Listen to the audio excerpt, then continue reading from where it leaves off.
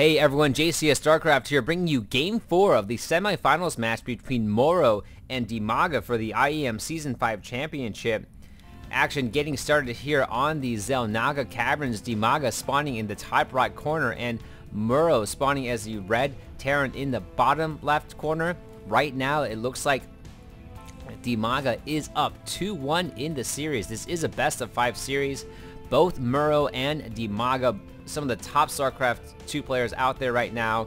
DIMAGA was a very strong Zerg player from Brood War and has transitioned very well here into StarCraft 2. Very interesting that in both semi matches it was Zerg versus Terran. I think a lot of players thought that maybe Terran is becoming a little bit in, but although the play from both DIMAGA and Hydra has shown that Zerg is very capable of holding off against almost all the Terran strategies that have been coming out recently in StarCraft 2. So both players doing a great job kind of preparing for this tournament. This tournament, one of the biggest prize purses out in StarCraft 2 right now, with $15,000 in prizes. First place does get $5 grand, and you know, for just a few days to play, well worth it for all the players right now.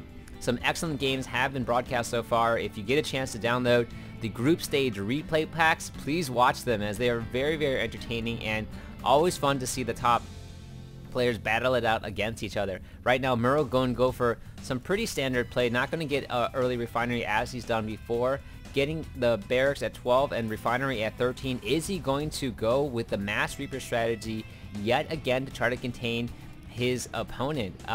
In the last game he went with an early reaper just to kind of psych out DIMAGA, but DIMAGA didn't kind of bought it, but not really, and it looks like DIMAGA definitely favoring getting the early extractor and trying to get those speedlings out for defense and defense first. Also to try to, wow, my mouse is jumping all over the place, sorry about that. So Tech Lab is going down, so it looks like we will be seeing Reapers again from MorroW. MorroW has been favoring a bio build in every game. DIMAGA has been pretty much going with a Mutaling into Baneling combination, and so not going to see too much of a change from MorroW, although this wall off is a little bit different from what he's done before. He has now getting the orbital at 15 as well. The drone not even going to try to poke in there.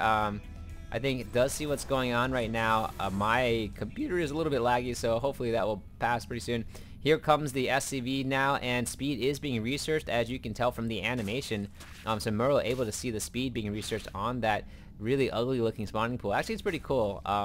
And the links are coming out right now for DIMAGA. This drone decides not to stay in there, doesn't really need to scout, knows what his opponent's up to. Nitro packs being researched. MorroW now going to be pushing forward this Reaper strategy, I think made famous by LZ Gamer.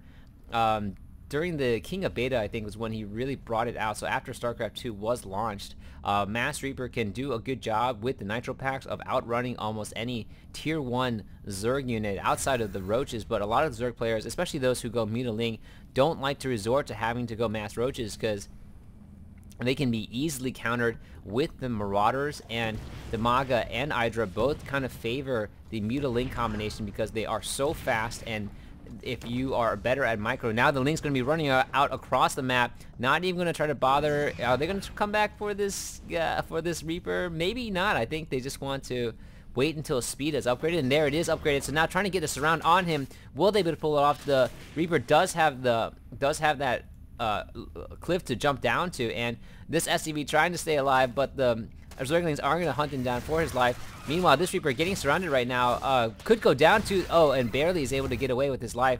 The other Reaper now trying to have him forced to run away down to 10 hit points.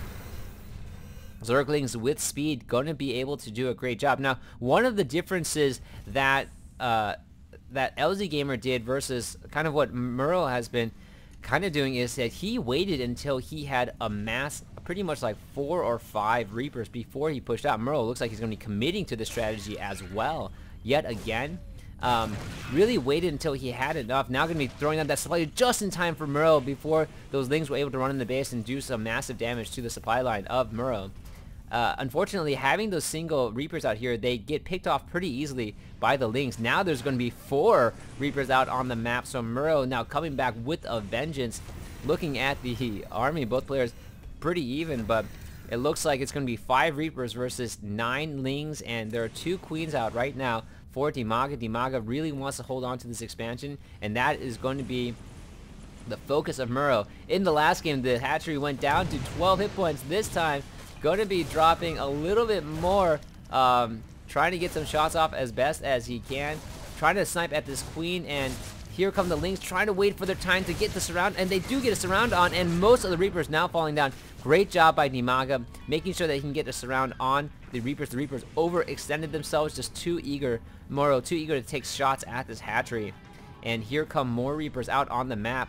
These Reapers are pretty fast. Will he be able to micro? No, this Reaper just gets caught off.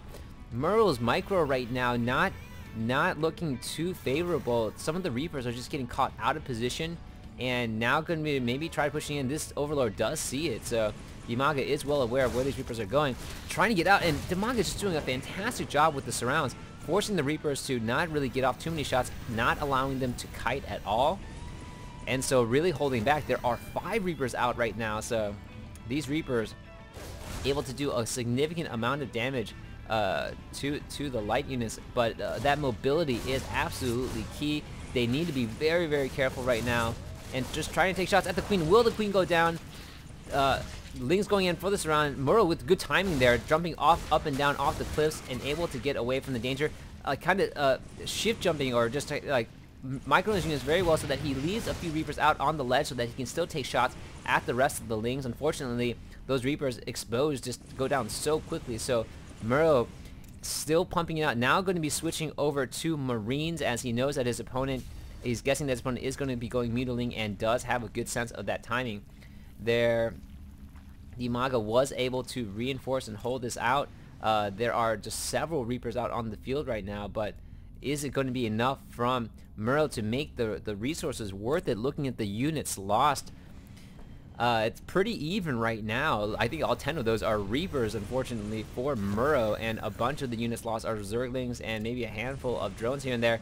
MorroW trying to sneak in here, but here comes the Mutalisk, and that's pretty much going to stop this Reaper attack altogether.